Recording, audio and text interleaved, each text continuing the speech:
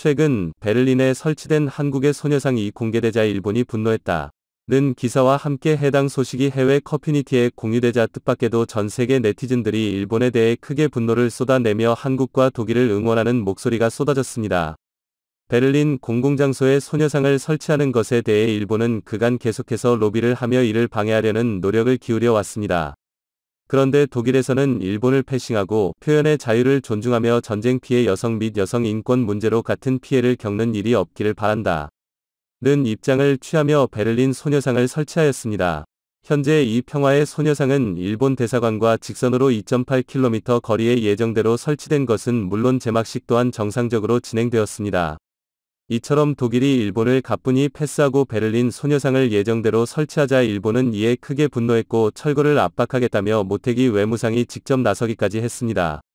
하지만 근 몇 년간 일본이 한국에 끝없는 압박과 소녀상 철거 요청을 한 것이 새로운 소식은 아닌데 이번에는 해외 네티즌들의 반응이 예전과는 많이 달랐습니다.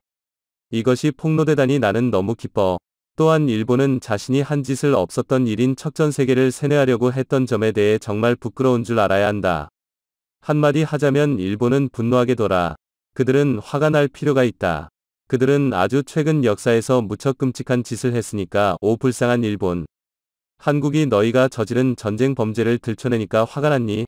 독일이 잘했네. 2차 세계대전 당시 일본의 만행은 독일인의 잔혹 행위처럼 비열했지만 일본의 끊임없는 과소평가와 역사적 수정주의 때문에 거의 주목을 받지 못했었지.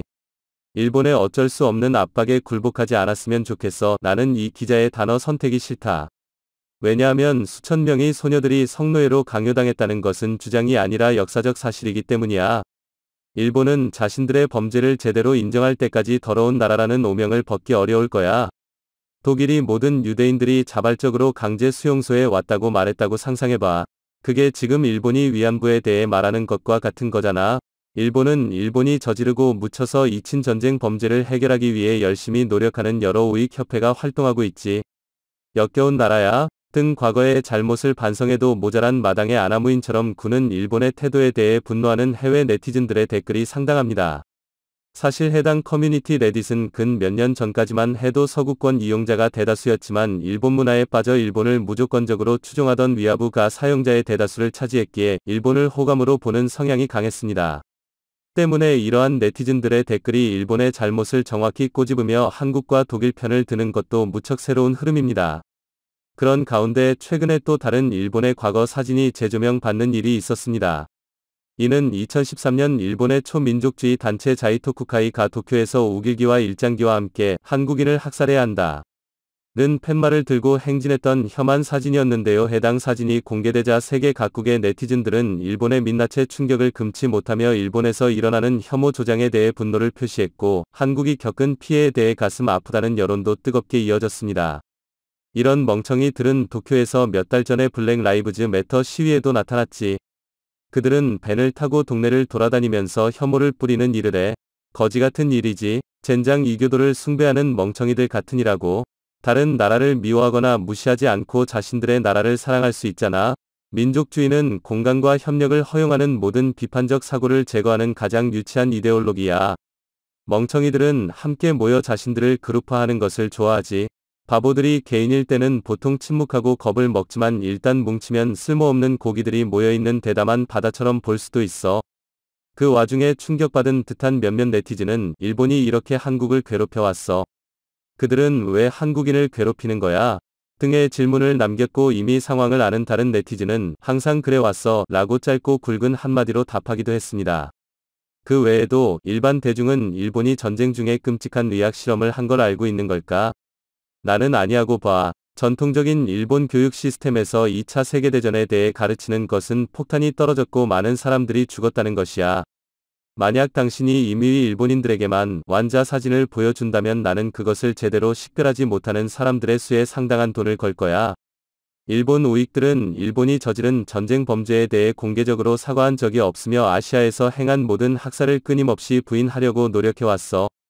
제2차 세계대전에서 전쟁 범죄를 저지른 다른 두 나라와 비교해 보면 일본의 태도는 믿을 수 없을 정도야.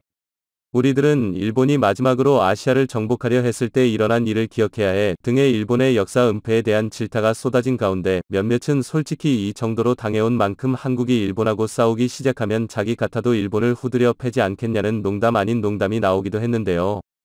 단편적인 면들로 일본 전체를 일반화할 수는 없는 일이지만 낯선 나라 사람들이 이런 심적 공감이라도 해주기 시작하니 약간의 위안이라도 받을 수 있었습니다. 이처럼 과거 일본은 한국에 큰 상처를 남긴 것도 모자라 여전히 일본의 극우익들을 중심으로 형성된 혐한 분위기가 사회 내에 만연하죠. 하지만 과거의 한일 분쟁 문제가 이슈가 되어도 외국인들은 큰 관심 없이 쉽게 지나쳤거나 일본에 우호적으로 접근했던 반면 최근 들어서는 한일 이슈도 보다 동등한 입장에서 조명받기 시작한 것을 알 수 있었는데요. 이에는 다양한 요인이 있겠지만 인터넷을 통해 객관적이고 다각화된 정보를 쉽게 입수할 수 있는 시대가 된 점과 더불어 한국의 소프트파워가 전 세계적으로 커다란 영향을 발휘하며 한국에 대한 관심 또한 커지게 된 것도 한 가지 요인으로 꼽을 수 있지 않을까요? 지금 세계적으로 인기를 끌고 있는 나열하기조차 힘든 훌륭한 K-팝과 K-드라마, 또 영화 등등. 모든 것이 한국의 힘을 키우고 있는 원동력이라고 생각합니다. 일본의 뼈저린 반성이 있을 때까지 불매운동은 계속돼야 하고 일본의 만행을 알려야 합니다.